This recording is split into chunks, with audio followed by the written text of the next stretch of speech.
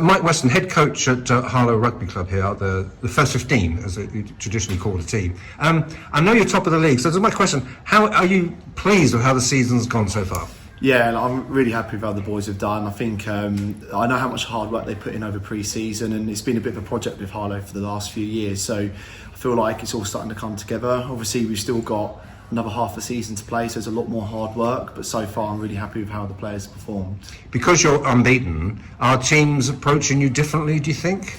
Yeah, I think it's a psyche around that. We're now the team to beat. That's the hard thing about being at the top, is that suddenly, people know that you're a threat and people really want to sort of ruin your day. So we know that we have to kind of keep working really hard. It's always going to be a challenge, no matter what team we play, whether it's bottom of the league or top of the league. We are the team that people want to try and turn over. So we know that we have to be on it every single game. On the sideline, on the coaching staff, it's not just you. Who are the other people, and what do they bring to the performance of the team? Yeah, I mean, I couldn't be more happy with my coaching team. I feel very privileged to who we have. So I've got my assistant coach, who kind of more works as a co-coach, and Ian Rundle. He's currently doing his level 3 at the moment, something that I did last year. He's a fantastic coach. I actually worked with him when he was a player, and now he's come up to the coaching team, and he's been fantastic. He also works with Sarri's kids as well, so he's a brilliant coach. We also, over the summer, we made a few signings. So I had an old friend called Jack Elston, who came in to the team this year. He's played National League standard and has loads of experience, and he's a great leader as well. And he's come and helped us with our defence work, which has really lifted the team. And the great thing about Jack as well, because he's played in the circuit, he's helped us with our recruitment as well, so we've been able to bring a few players in that are a bit older heads, more experienced, that have really helped the group. And then last one is also Ben Creasy, who is our backs coach. He's also our 9, and he's also been fantastic. He's a level 3 coach as well, so by the end of this season we'll actually have 3 level coaches in the club, which at this level is quite rare to have such highly qualified team, and that's really helping the group, because we hopefully are delivering good coaching sessions for the guys, but also we've just got good players with good experience and good leadership skills. But when will you face teams, say you get promoted, all things being equal, when are you going to face teams that you could turn up at half time and say, Harlow are 14-0 down, etc.? When are you going to get those teams that are really, really going to test you? Yeah, I mean, essentially, getting promoted into London 1 will be a big challenge, because essentially it becomes a lot more professional when you get to that level. So there's teams like Southend, and they're really, really good sides in that league that are just going to really challenge you. So next year will be a big challenge. I think the jump between the league that we're currently in now to the league above it is quite dramatic. It's almost like a league and a half jump, I would say. So it's something that we have to be really prepared for. And is that almost, without being complacent about the rest of the season, this is December, is that something, as you just said, you've got to think about now?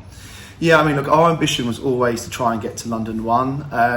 Long-term strategy was always the London 1 and potentially looking at National 3, but Harlow wants to sustain itself. We are still a homegrown club. Like, we're really invested in bringing young people through and to help develop players inside the community, with a little bit of help with external players as well coming in. So Harlow is just kind of in its way finding its feet, but London 1 is a standard that we want to get to. Once we get to that level, maybe this year, hopefully this year, potentially next year, it's then about holding London 1 and then seeing how far we can grow from there, really. Things are going really well, etc., but you mentioned ambition. Is there almost a club, you don't have to name any club, where you think that's the model that we should be aspiring to? Yeah, I mean, if you look at Bishop Stortford just down the road, obviously they're playing National League 1 rugby. So, and so how many leagues above that there are you? So they're level 3 and we're currently level 7. So, and obviously hopefully to go to level 6, but like I said, with lots of hard work. But yeah, so their model is something that we look at. It wasn't that long ago Harlow was playing against Bishop Stortford, and it's something that we have high ambitions for. Essentially, we want to take the club as far as we can go, but they're also what's sustainable. Like you said, there's different layers to moving up through the ranks in rugby, including going professional, and that comes with its own problems, but also its own positives as well. So for us, it's about laying down a foundation. So firstly, getting to London 1, if that's this year or next year, but then also sustaining ourselves. We don't want to go up a few leagues and then come crashing back down. We want to hold the level that we're at and then push on with more ambition.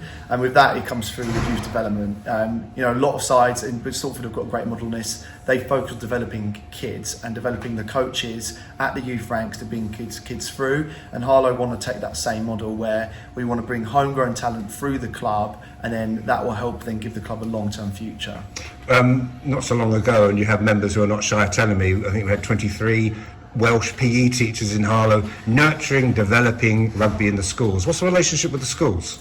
Yeah, so I assist with the schools programme itself. So Harlow go in and coach rugby in all the secondary schools in Harlow, and then also a little bit of primary schools as well.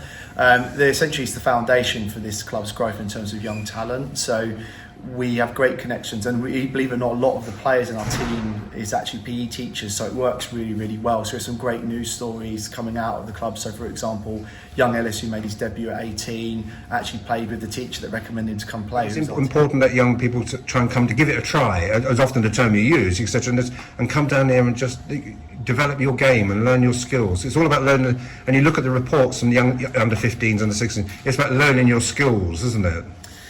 Yeah, I mean, it's all about development, and it's all about learning with the ball in hand. Everything we do has to have a purpose. So when we teach kids, we all want them to learn through the game of rugby and through enjoyment. So coaching's changed a lot over the last 10 years. I learned a lot of that through my level 3, that you learn by playing the game, not by just breaking down and passing the ball against the wall or just playing on your own. You have to work in groups, and you have to learn to work as in a unit.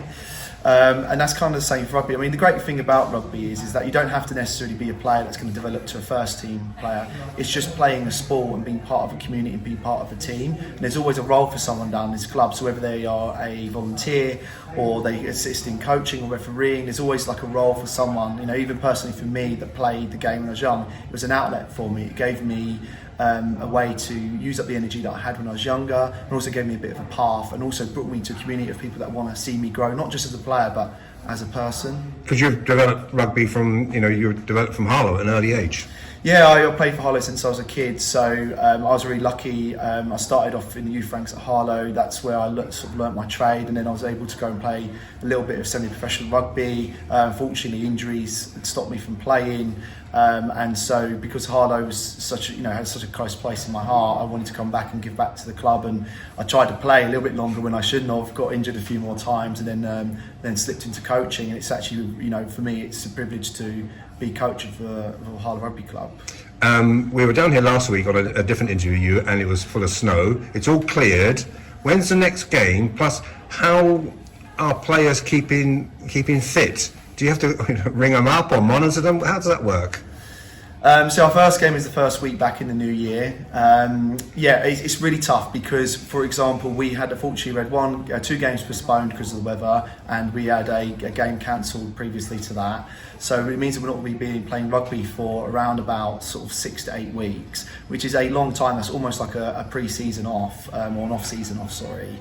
So it's very much on our mind as a coach that we need to keep the players sharp and keep them fit, because as much as we have a lot of talent in our side, we know that we can't go stagnant. We have to stay fresh. We've got some really hard games. Essentially, we're playing the top 2 sides in January. We've got Dagenham, who are second, and Weston, the third, in January. So we have to be fit and have to be ready. So we booked some indoor sessions. Luckily, again, with that PE teacher connection, we managed to go into some of the schools and do some indoor stuff. We're not going to stop basically over this break. We're going to keep going, ready for those first few games in the new year.